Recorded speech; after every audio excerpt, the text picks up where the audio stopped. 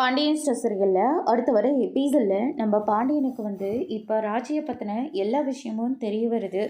கோமதி தான் கதிர்க்கும் ராஜிக்கும் கல்யாணம் பண்ண விஷயம் தெரிய வருது. எங்கிட்டயே இவ்வளோ பெரிய உண்மையை நீ மறைச்சிட்டில்ல அப்படின்னு சொல்லிட்டு பாண்டியன் ரொம்பவே கோவப்படுறாங்க.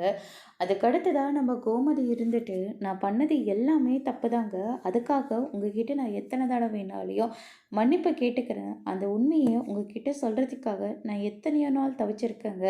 ஆனால் சொன்னால் எங்கே தாங்கிக்க மாட்டீங்களோ நினச்சிக்கிட்டு என்னால் சொல்லவே முடியலங்க அப்படின்னு சொல்லிட்டு கோமதி நடந்த எல்லா விஷயத்தையும் சொல்லிக்கிட்டு இருக்காங்க. நான் கூட என் பொண்டாட்டி சொக்க தங்கம் என்கிட்ட இது வரைக்கும் எதையுமே மறைச்சது இல்லைன்னு சொல்லி உன்னை அளவுக்கு மீறி நம்ப ஆரம்பிச்சிட்டேன். ஆனால் எனக்கு நீ இவ்வளோ பெரிய அதிர்ச்சியை கொடுத்துட்டில்ல அப்படின்னு சொல்லிட்டு பாண்டியன் எதுவுமே பேசாமல் அங்கேருந்து கிளம்புறாங்க.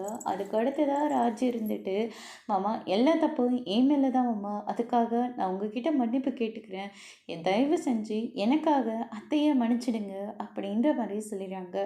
உங்கள் அத்தையும் உங்களையும் மன்னிக்கிறதுக்கு நான் யாருமா, வீட்டில் இவ்வளோ பெரிய விஷயம் நடந்திருக்கு, ஆனால் எதுவுமே தெரியாத ஒரு முட்டாளாக நான் இருந்திருக்கேன் அப்படின்னு சொல்லிட்டு பாண்டியன்னு சொல்லிட்டு அவர் பாட்டை கிளம்பி போயிடுறாரு. உங்கள் அப்பா போய் இவ்வளோ நேரம் ஆச்சுடா, எனக்கு என்னமோ ரொம்ப பயமாக இருக்குது. இல்லைம்மா, நீங்கள் கூட எங்ககிட்ட இவ்வளோ பெரிய உண்மையை மறைச்சிட்டிங்கள அப்படின்ற மாதிரி சொல்லிடுறாங்க. பாண்டியனை தேடி எல்லாருமே ஒரு பக்கம் அலைஞ்சிக்கிட்டு இருக்காங்க. அதோட இன்னைக்கான பிரமோ முடிச்சிருக்காங்க.